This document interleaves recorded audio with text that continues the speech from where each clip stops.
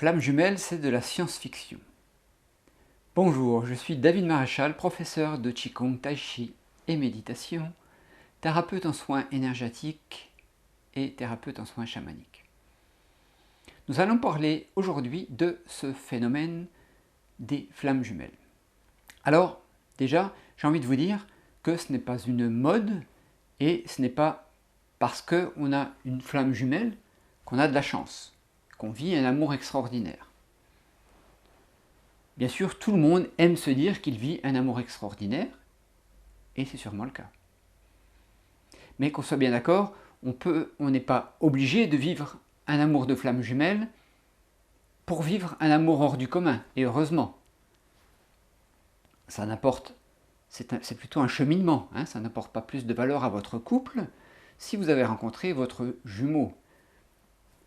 C'est comme si vous disiez, j'ai un frère, une sœur, mais si c'était mon jumeau ou ma jumelle, eh bien notre relation serait plus belle, plus aimante, plus grande.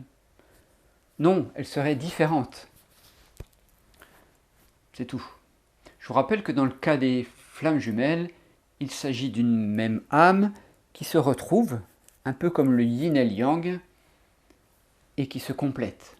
Et quand elle est à nouveau séparée, c'est facile de comprendre la souffrance que ça peut engendrer. Ça explique beaucoup de choses. C'est juste comme si on vous enlevait une partie de vous-même. Hop. Alors, j'en viens au fait de cette vidéo.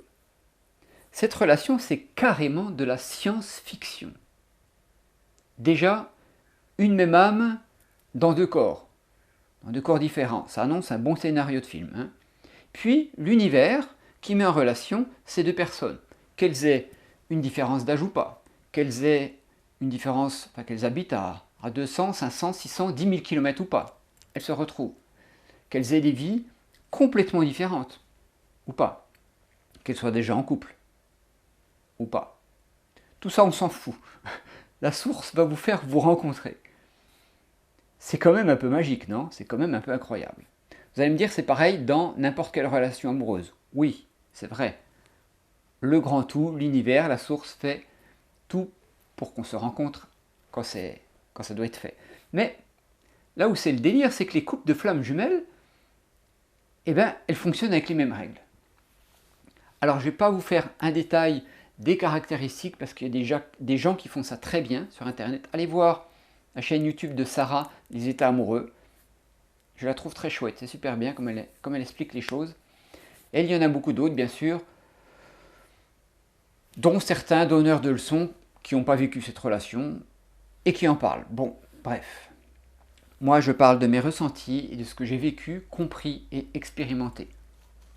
Toujours. Je ne vois pas comment on peut faire autrement. Ce qui me gêne un peu pour vous, c'est que les personnes qui cherchent des réponses dans les vidéos YouTube, allez prendre pour argent comptant ce que les gens disent.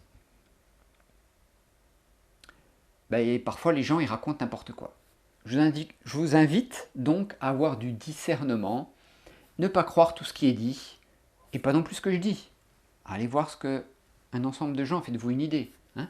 Quoi qu'il en soit, il y a des grandes règles, et c'est là que je trouve que c'est de la science-fiction. Alors, on a des profils différents. On a un chasseur, un runner. J'ai horreur de ces termes d'ailleurs. Ça ne veut rien dire. Bon, bref. Ça s'appelle comme ça, il paraît. Il faut bien reconnaître que c'est super bien expliqué.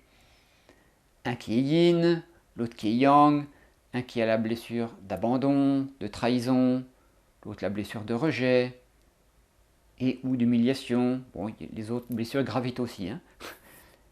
Un qui est trop dans le contrôle, ça va avec sa blessure, et qui souhaite garder sa flamme jumelle près de lui, pour lui, l'autre qui a besoin qu'on lui laisse de la liberté, et qui s'enfuit au moindre signe d'emprisonnement, ce qui prend pour un signe d'emprisonnement.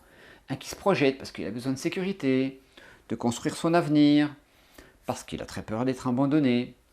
L'autre qui a peur de s'engager, parce que pour lui, ça va être le forcer à se montrer à nu et d'aller voir ses blessures profondes.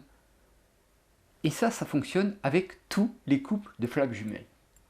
Délire, non? C'est de la science-fiction, ça. Moi, quand j'ai découvert ça, j'ai halluciné. J'ai halluciné et en même temps, c'est très rassurant de comprendre ce qui se passe. Qu'on comprend déjà, on va mieux. Et oui, ça fait du bien. Et là où c'est de la science-fiction, c'est le fait que cette mission d'âme, le fait que chacun doit se travailler, se réparer, doit travailler à se réparer, travailler la notion d'amour inconditionnel pour l'autre, pour lui. Plus surprenant encore, le fait que chacun fait ce travail un petit peu en décalage, car pas prêt en même temps. C'est dommage, hein? Le fait que la rupture va les pousser à aller chercher en profondeur dans leurs ressources pour se dépasser encore et encore. Et encore plus étonnant, le fait que cette fameuse grosse rupture va être le point de départ de leur relation, de leur réparation profonde. Pour se retrouver plus tard. Ou pas, hein? On ne sait pas. Mais sans le savoir, certains d'entre nous se retrouvent alors que ça paraît impossible, une fois qu'ils ont accepté de lâcher prise. Il y a un phénomène vraiment d'interdépendance, comme dans l'yin et le yang. La finalité, vous voyez, ce n'est pas de réussir à lâcher prise. Ah ben, je lâche prise comme ça l'autre il va revenir. Ah non, c'est pas ça du lâcher prise, c'en est pas. C'est lâcher prise, en permettant à l'autre de vivre sa vie et en se permettant à soi-même de guérir, de se guérir, de guérir et de s'aimer soi-même. C'est ça la finalité. Et il se passera ce qu'il se passera. Et je trouve ça complètement fou, moi. Je ne sais pas ce que vous en pensez. Pour les personnes qui sont concernées, et c'est certainement votre cas si vous suivez cette vidéo, encore une fois, faites attention à ce qui est dit. Car si c'est vrai et carrément incroyable que dans les grandes lignes, hein, les flammes jumelles se ressemblent, enfin le destin des flammes jumelles se ressemble, il n'y a pas non plus deux histoires identiques. On est tous différents. Ça colle pas à 100%. Enfin, c'est pas possible, quoi. D'ailleurs, ils le disent, hein, les gens qui ont décortiqué ça. Hein. Le profil du chasseur, le profil du runner, ben, c'est bien normal que ça soit pas 100%. On est des êtres uniques, votre couple aussi. Bon. Il y a un truc aussi qui est hallucinant, c'est qu'on est branché constamment à l'autre.